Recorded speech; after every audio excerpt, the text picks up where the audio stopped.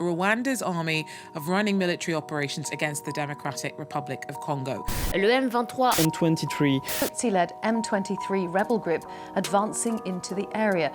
Are M23, the dangerous rebel group based in East DRC, and long-standing Rwandan President Paul Kagame, partners in crime?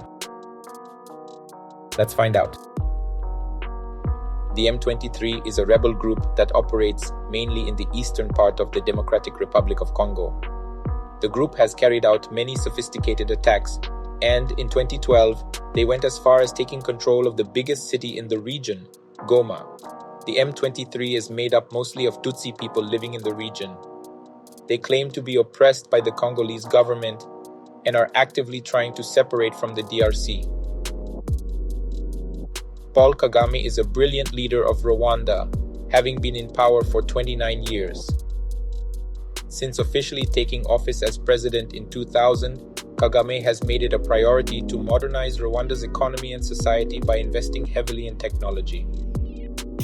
His story, from rebel leader to president, is well known on the internet.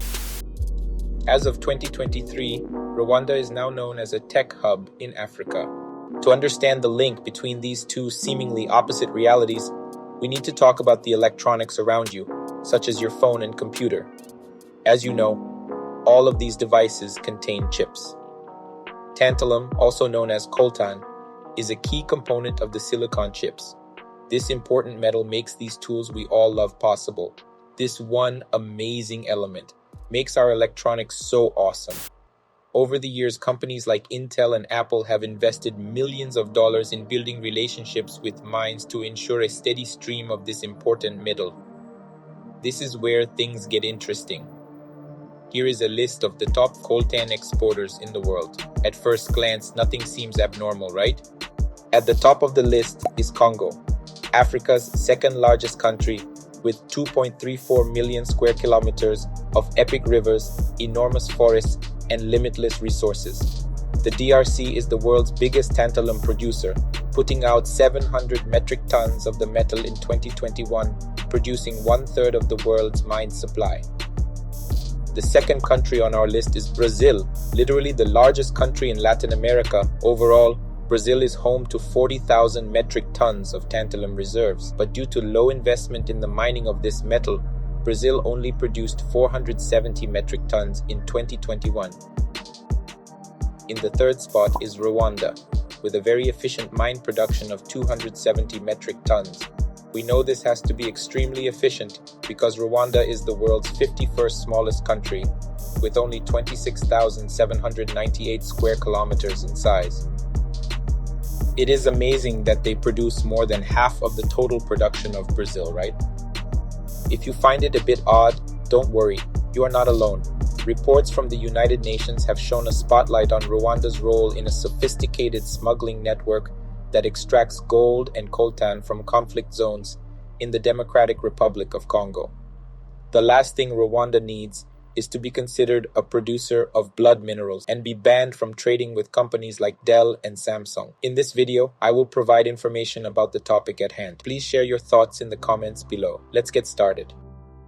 Rwanda has become one of the biggest coltan exporters, despite having few producing mines of its own. The latest details from UN researchers have revealed how smuggling networks are flourishing on the border between Rwanda and the DRC, even as the Rwandan government claims to be cleaning up the underground trade. The new evidence adds to doubts about Rwanda's much-touted economic miracle, which has attracted billions of dollars over the past 25 years. For instance, Rwanda's mining sector, with revenue officially listed at $412 million annually, is the country's second biggest export earner and one of the key industries it has claimed as proof of a diversified economic boom. This would mean the mines in Rwanda are way more effective than those in Brazil. What about Bayview Group, a US mining investor that filed a $95 million case against the Rwanda government at the World Bank? Bayview is one of the biggest investors in Rwanda's mining sector from 2006 to 2016. They are seeking damages from the Rwandan government, alleging the regime seized the company's assets because it refused to participate in the rampant illegal smuggling of coltan and other Congolese minerals to Rwanda. One company concession was near the Congolese border, which would have made it an ideal staging ground for smuggling minerals, Bayview says. The company also estimates the value of the true production from Rwandan mines is only about 20 million annually, a small fraction of the 412 million the government has claimed in its export figures.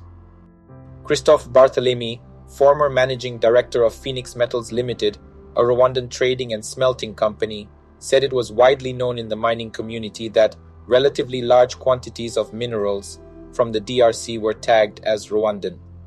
Jerry Fiala, an Australian geologist and miner who has worked in Rwanda since 2003, told the arbitration case he agrees with Bayview's estimate that 90% of all coltan exported from Rwanda originates in the DRC.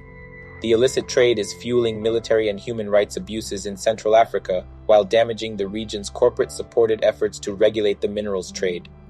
The latest report by the UN group of experts on the DRC describes how gold and coltan are smuggled across the border from the DRC to Rwanda, where taxes are much lower.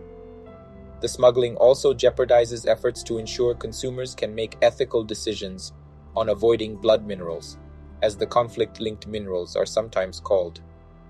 The Rwandan government has not commented on the latest UN report, but earlier this year it complained the UN group of experts had a lack of good faith and a lack of rigor.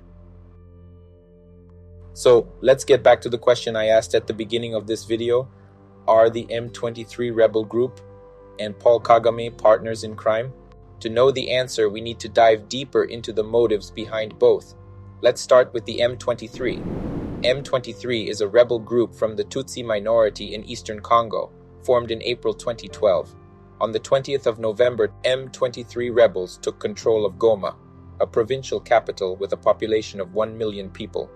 After talks brokered by the Southern African Development Community, M23 ended its rebellion in 2013. Infighting soon erupted within M23 between two groups. One side, made up of roughly 1,700 soldiers, fled to Uganda. The other smaller wing of 700 fighters fled to Rwanda. Uganda is a country that plays an important role in this story. The three countries, Uganda, DRC, and Rwanda, share a border very close to the city of Goma. Many have claimed Uganda is also taking advantage of the chaos in northeast Congo, but for gold exports. In a recent incident on April 3, 2023, the Ugandan forces invaded the small border city named Bunagana in order to help evacuate the M23 soldiers trapped there by the Congolese army. The friendship between M23 and Uganda is not a secret.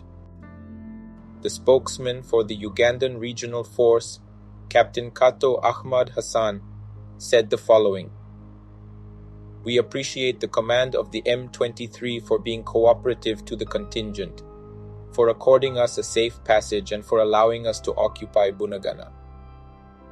If you're thinking that M23 is only a rogue rebel group, it's important to note that reliable military sources have hinted that M23 is currently able to operate around the clock thanks to night vision devices and equipment. Additionally, it possesses longer-range weapons such as mortars and machine guns.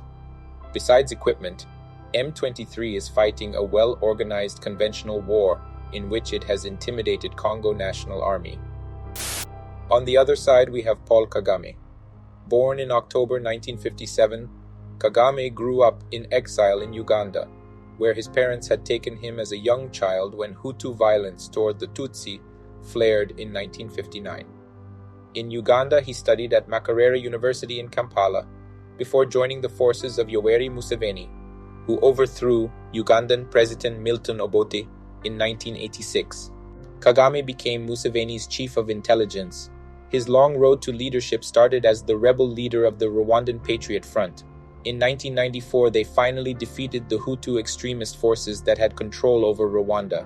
Mr. Kagame is the de facto leader of the country since 1994. He took control of the country and simply never let go. 37 years later, Museveni, the man Kagame helped get in power, is still the president of Uganda. So it is clear Kagame has very, very deep links with Uganda. But Kagame is not your typical dictator. He actually shares power effectively and seemed to manage his country very efficiently. Rwanda's economy has grown rapidly under Kagame's presidency, with per capita gross domestic product estimated at $2,214 in the year 2020, compared with $631 back in 2000. He strongly believes Rwanda can emulate the economic development of Singapore. Rwanda is a very small country and counts very few natural resources. Despite recent advances, its economy is still heavily dependent on subsistence agriculture, with an estimated 90% of the working population engaged in farming. Under Kagame's presidency, the service sector has grown strongly. In 2010, it became the country's largest sector by economic output, contributing 43.6% of the country's GDP.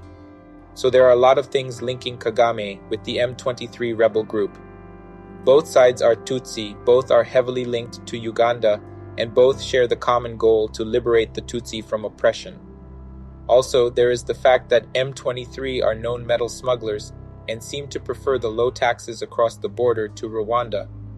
But still, this isn't a simple track and trace. I went to the official government page of Rwanda in search for more information. In the mining section, they are saying this: Rwanda is among the top producers of tantalum, producing about 9% of the world's tantalum used in electronics manufacturing. It also claims to ensure that the origins of the minerals can be traced in order to avoid conflict financing, human rights abuses, or other malpractices such as bribery in mineral supply chains. In January 2023, EU Foreign Policy Chief Josep Borrell said the European bloc had urged Rwanda to stop supporting the M23 and use all means to press the M23 to comply with the decisions taken by the East African Community.